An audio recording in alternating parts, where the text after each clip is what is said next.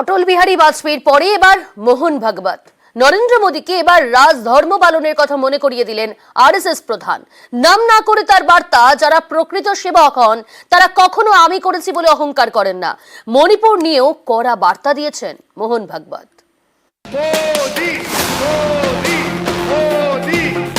এবার আর মোদী সরকার নয়, শরিকদের ওপর ভরসা করে এনডিএ সরকার। রবিবার প্রধানমন্ত্রী হিসেবে শপথ নেন নরেন্দ্র মোদী। नरेंद्र दामोदर दास मोदी এর পরের দিনই নাম না করে মোদীকে রাজধর্ম পালনের কথা মনে করিয়ে দিলেন রাষ্ট্রীয় স্বয়ংসেবক সংঘের প্রধান মোহন ভাগবত। গুজরাট হিংসার পরে মোদীকে রাজধর্মের वो मर्यादा से चलता है। वो कार्य करते समय दूसरों को धक्का नहीं लगना चाहिए, ये मर्यादा भी उसमें निहित है। उस मर्यादा का पालन करके जो चलता है उसमें अहंकार नहीं आता कि मैंने किया, और वही सेवक कहलाने का अधिकारी रहता है। মোহন ভাগবত কাকেই বার্তা দিলেন এ নিয়ে জোর জল্পনা, কারণ এবারের ভোটে পদ্ম শিবিরের মুখ ছিলেন একজনই, নরেন্দ্র মোদী। বিজেপির প্রচারে শুধুই মোদীর নাম, মোদীর পরিবার, মোদীর গ্যারান্টি, আরও একবার মোদী সরকার। এনডিএর প্রথম বৈঠকেও মোদীর নামে স্লোগান।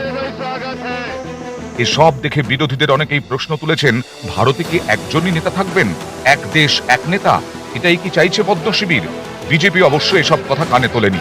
যে কোনো রাজ্যের ভোটে পদ্ম ফুটলেই তারা মোদীর জয়গান গেয়েছে, মোদীকেই বারবার সামনে এনেছে, মোদীকে কেন্দ্র করেই তারা এবারের প্রচারেও ঝড় তুলতে চেয়েছে। সব রাজ্যেই তাদের মুখ ছিলেন মোদী। এই প্রেক্ষাপটে মোহন ভাগবতের এদিনের বার্তা কার উদ্দেশ্যে, এ নিয়ে তৈরি হয়েছে জল্পনা। जो सेवा करता है, जो वास्तविक सेवक है, जिसको वास्तविक सेवक कहा जा सकता है, उसको कोई मर्यादा रहती है, वो मर्यादा से चलता है। वो कार्य करते समय दूसरों को धक्का नहीं लगना चाहिए, ये मर्यादा भी उसमें निहित है। उस मर्यादा का पालन करके जो चलता है उसमें अहंकार नहीं आता कि मैंने किया, और वही सेवक कहलाने का अधिकारी रहता है। সোমবার দিল্লিতে কেন্দ্রীয় মন্ত্রিসভা তৈরি হয়, সেদিনই নাগপুরে আরএসএস এর সভায় হাজির হন মোহন ভাগবত। 24 লোকসভা ভোটের ফল বেরোনোর পর সংঘের প্রথম সভা। সেখান থেকে একের পর এক কড়া বার্তা দিয়েছেন ভাগবত। বিরোধীরা বারবার অভিযোগ করেছে, মোদী সরকার বিরোধীদের কথাই শোনে না, একতরফাভাবে সব সিদ্ধান্ত নেয়। এই প্রেক্ষাপটে ভাগবতের বার্তা, বিরোধীদের গুরুত্ব দিতে হবে। दो पक्ष है, विरोधी पक्ष कहते हैं, मैं प्रतिपक्ष कहता हूँ। वो विरोधी नहीं है, उसको विरोधी मानना भी नहीं चाहिए, वो प्रतिपक्ष है। वो एक पहलू उजागर कर रहा, उसका भी विचार होना चाहिए। चुनाव लड़ने में भी एक मर्यादा होती है, उस मर्यादा का पालन नहीं हुआ, उसका पालन होना इसलिए आवश्यक है कि हमारे देश के सामने चुनौतियां समाप्त नहीं हुई। গত বছরের মে মাস থেকে চলছে মণিপুর। কুকি মেইতেই সংঘর্ষে উত্তপ্ত উত্তর পূর্বের এই রাজ্য।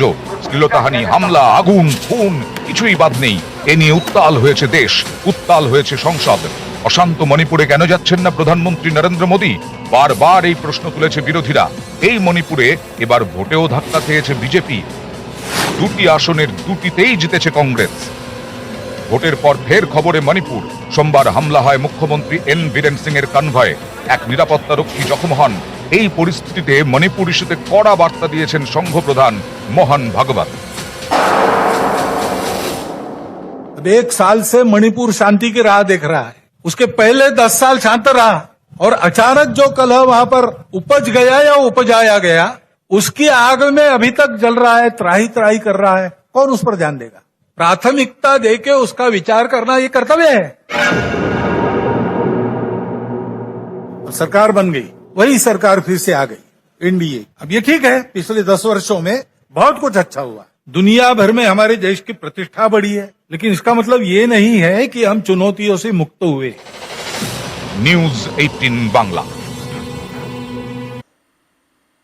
দীর্ঘদিন ধরে বাংলায় আবাসের টাকা বন্ধ, আর এই নিয়েই ভোটের হাওয়া গরম হয়েছে। আবাসের ঘর না পাওয়ার ক্ষোভ বিজেপির বিরুদ্ধে গিয়েছে, ভোটে তারা ধরাশায়ী হয়েছে। কিন্তু এতেও অনেকের ক্ষোভ কমছে না। তাদের আশা, এবার কেন্দ্রের থেকে দাবি আদায় করে আনবে তৃণমূল কংগ্রেস।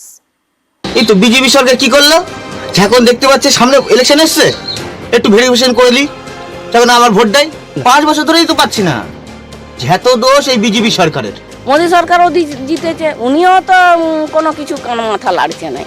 উনি অন্য গ্রামে আরে দিচ্ছে, কিন্তু আমাদের বাঁকুড়া জেলায় কেন দেখছে নাই? আমার ওইটাই দাবি। টালির চালটা ভাঙা, ঘরে শুয়ে আকাশ দেখা যায়। কোন রকমের ত্রিপল চট দিয়ে রোদ জল আটকানোর চেষ্টা। আকাশে মেঘ দেখলেই আশঙ্কায় বুক দুরু দুরু। আমাদের একদম তো মাটির বাড়ি দেখতে পাচ্ছেন তো, ভেঙে একদম চুরমার হয়ে গেছে।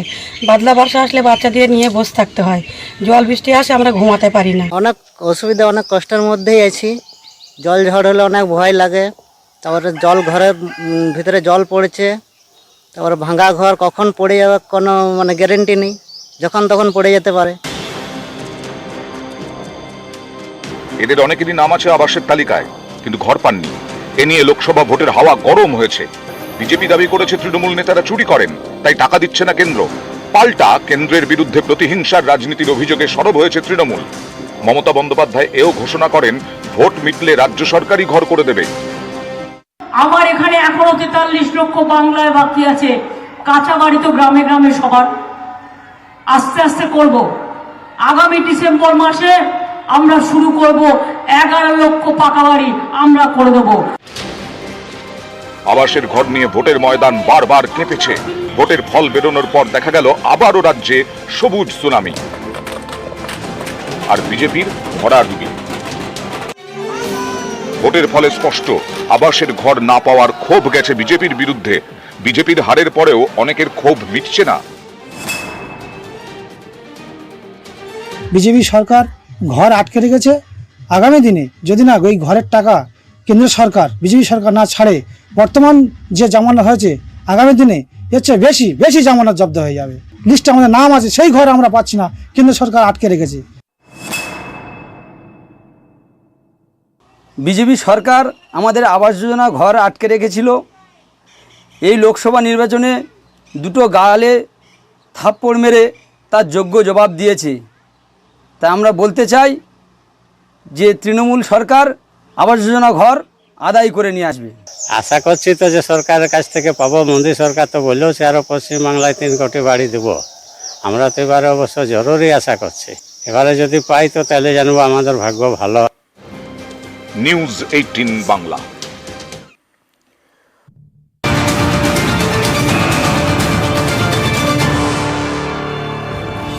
আর এই মুহূর্তে একটা ব্রেকিং নিউজ, দুর্ঘটনা সংক্রান্ত খবর। রায়গঞ্জে পথ দুর্ঘটনায় মৃত্যু হলো 3 জনের, আহত হয়েছেন 7 জন। এ বিষয়ে জানবো, আমাদের সঙ্গে রয়েছে প্রতিনিধি মুক্তা। মুক্তা, কিভাবে ঘটলো এই মর্মান্তিক দুর্ঘটনা? তোমাকে বলে রাখি, রায়গঞ্জের ভাটল থেকে রওনা দিচ্ছিল হরিরামপুরের উদ্দেশ্যে, কারণ পারিবারিক সমস্যার জন্য ওই এলাকা থেকে টাটার সঙ্গে ভাড়া করে 10 জন যাচ্ছিলেন। আর 34 নম্বর জাতীয় সড়ক ওঠার মুখেই বাংলার এলাকাতে সেখানে লরি এবং টাটা সঙ্গে মুখোমুখি সংঘর্ষ হয়। সেখানে কিন্তু 10 জনে আহত হয়। রাতেই কিন্তু 1 জন মারা গিয়েছে, আর সকালে আরো 3 জন মারা গেছে। তাহলে মৃত সংখ্যা বেড়ে দাঁড়ালো 3। সেই কারণে ঘটনাটি ঘটেছে রায়গঞ্জে।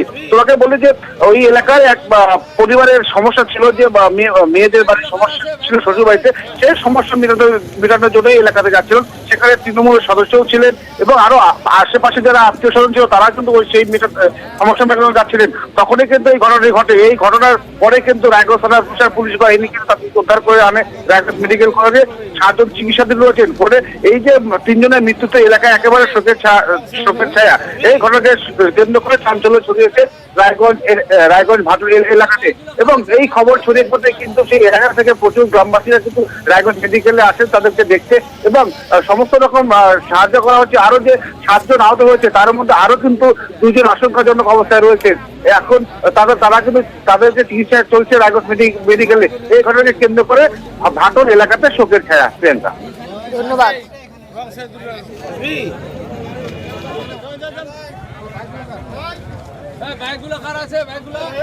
পাশাপাশি একটা ফ্যামিলি ওদিক থেকে মালদা থেকে কাদের দিক থেকে যাচ্ছিল, মুখোমুখি সংঘর্ষ। আর এবার উত্তর 24 পরগনার স্বরূপনগরের দিকে নজর রাখবো। স্বরূপনগরে মাটি মাফিয়ার দৌরাত্ম্য। চাষের জমি থেকে মাটি কেটে সাফ, সেই মাটি ফেলা হচ্ছে পুকুরে, নয়নজলিতে ভরাট করা হচ্ছে জলাজমি। অভিযোগ, এর প্রতিবাদ করলে শুনতে হচ্ছে হুমকি। উত্তর 24 পরগনার স্বরূপনগর, এখানকার সারাপুল নির্মাণ পঞ্চায়েত এলাকায় মাটি মাফিয়ার দাপট। চাষের জমি থেকে কাটা হচ্ছে মাটি, তারপর ট্রাক্টরে ভর্তি করে সেই মাটি ফেলা হচ্ছে বিভিন্ন পুকুর ও নয়াঞ্জলিতে। এভাবেই ভরাট করা হচ্ছে জলা জমি, যাতে এই জমি বিক্রি করা যায়। স্থানীয়দের অভিযোগ, এভাবেই রমরমিয়ে চলছে বেআইনি কারবার। অভিযোগ, প্রতিবাদ করলেই শুনতে হচ্ছে হুমকি। এখানে সব বেআইনি মাটি কাটছে, কিছু বলতে গেলে প্রশাসনের নাগের ডকাত দিয়ে এখানে বিএলআর কিভাবে কাজকর্ম হচ্ছে, বেআইনি কাজকর্ম, যার ফলে কারো কিছু বলার ক্ষমতা নেই। প্রশাসন টাকা কালেকশন করতে আসে, পুলিশ রাস্তায় এসে দাঁড়াচ্ছে, গাড়ি চলছে, বন্ধ করে দেবো টাকা না দিলে। আমাদের চোখের সামনে আমরা দেখছি, কিছু বলার নেই। বিএলআর টাকা খেয়ে এইসব করছে। মাটি তো বেআইনি হবে, মানে সরকারও দেখছে মাটিগুলো তুলছে, কিন্তু সরকার হস্তক্ষেপ করছে না। সারাপুল নির্মাণ পঞ্চায়েতটি তৃণমূল পরিচালিত।